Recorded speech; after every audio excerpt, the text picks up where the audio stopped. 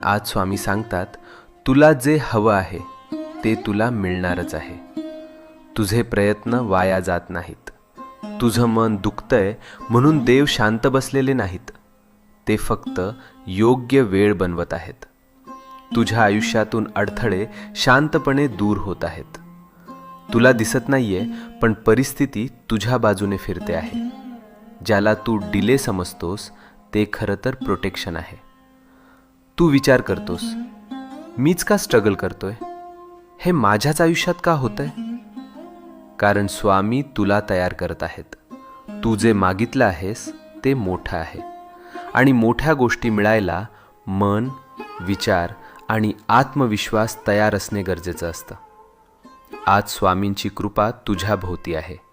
तुझ्या जीवनात एक शुभ घटना लिहिली गेली आहे, आणि ती तुला भेटायला निघाली आहे. तू ज्या चांगल्या